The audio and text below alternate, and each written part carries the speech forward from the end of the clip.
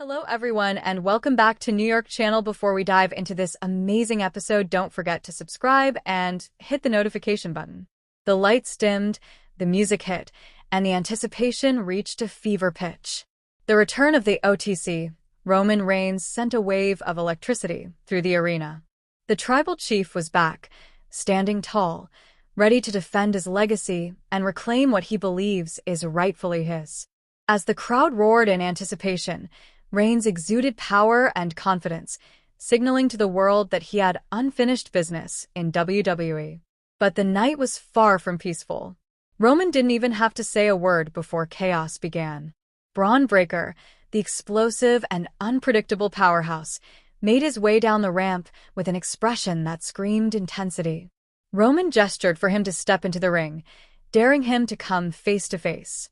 Bron Breaker barked like a wild animal, his energy unhinged, before charging straight at Roman, sending him crashing into the barricade with a ferocity that silenced the crowd.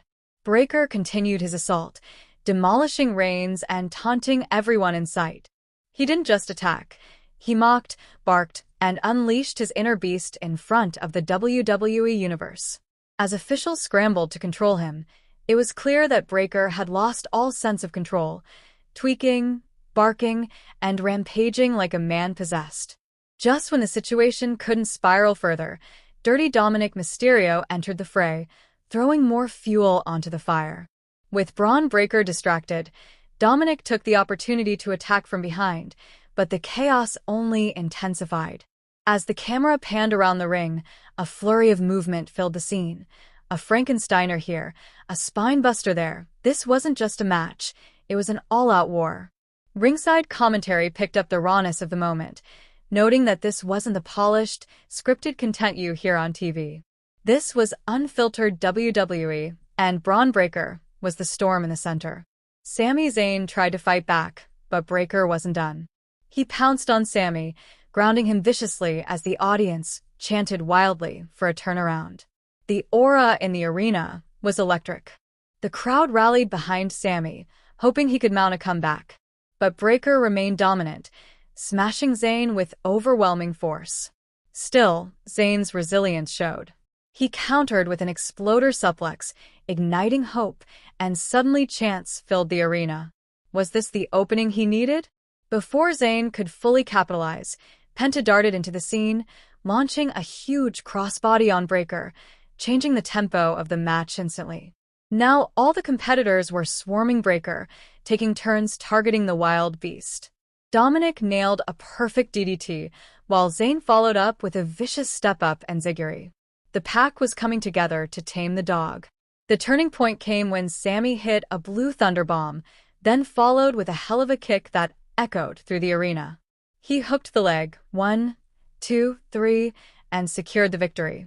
The fans erupted. Sami had done the impossible. But before anyone could catch their breath, Roman Reigns stormed back into the ring, having recovered from Breaker's earlier ambush. But Reigns had more to deal with. Seth Rollins appeared suddenly, charging the ring with bad intentions.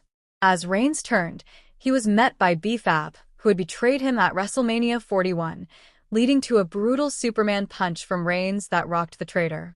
Paul Heyman, shocked and visibly shaken, tried to intervene, only to get dropped by the same devastating punch. Roman wasn't done. The crowd knew what was coming. Spear time. As Heyman struggled to regain his composure, Roman charged, but out of nowhere, Bron Breaker reappeared. With monstrous speed and force, he speared Roman out of his boots. Breaker had aligned himself with Heyman and, shockingly, Seth Rollins. The tribal chief was laid out cold. CM Punk entered the scene, charging in with fire, but he too felt the wrath of the dog. Breaker unleashed another spear, this one even more violent, and Punk screamed in agony. Paul Heyman looked on with wicked glee as Breaker delivered punishment after punishment. Breaker had become Heyman's new monster, his weapon of destruction, and WWE's most dangerous wildcard. Amid the wreckage, Jacob Fatu emerged. He joined the assault, targeting Roman Reigns directly. Picking up the tribal chief, he smashed his head onto the steel steps with a sickening thud. The betrayal was complete. Reigns was in serious trouble, and the crowd's disbelief turned to rage. As the mayhem unfolded, Jimmy Uso and Solo Sikoa rushed out to even the odds. Jimmy distracted Solo just long enough for Reigns to attempt a comeback with a thunderous spear. It connected, but it was short-lived. Seth Rollins re-entered, pulling Reigns out of the ring and sending him sprawling. The betrayal, the alliances, it was pure anarchy. Paul Heyman, smiling from ringside, soaked in the chaos he orchestrated. This was his new empire. Roman Reigns was left battered, betrayed by his former advocate, abandoned by those closest to him. But Reigns wasn't the only one with scores to settle. Jey Uso stepped up to challenge for the World Heavyweight Championship. The atmosphere was electric. The fans screamed as Jey and his opponent locked eyes and then locked up.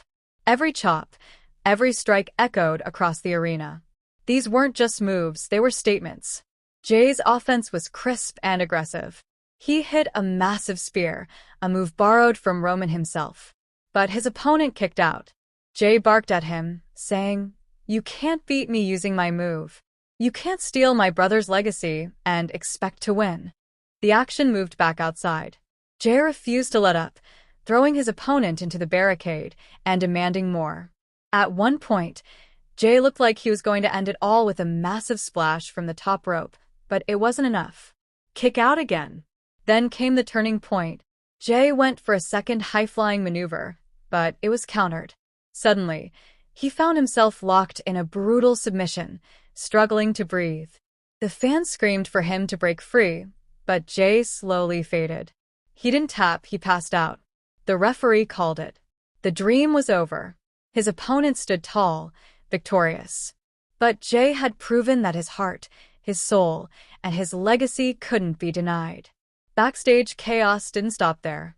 CM Punk, seeking retribution for earlier in the night, returned for one last fight. He hit the GTS on Seth Rollins, dropping him hard. But it wasn't over. Roman Reigns, battered but not broken, returned to the ring. Chair in hand, Seth tried to fight him off, but Reigns launched a Superman punch that sent the chair flying. Paul Heyman looked on with sheer horror as the empire he built began to crumble. Then it happened. Rollins connected with a curb stomp. Roman's head bounced off the mat. 1, 2, 3. Roman Reigns was defeated once again. The tension between Rollins and Reigns was far from over. This rivalry was now deeply personal. As the show came to a close, the dust began to settle. The tribal empire was in ruins. Heyman had a new weapon in Breaker. Rollins stood tall with the World Heavyweight Championship.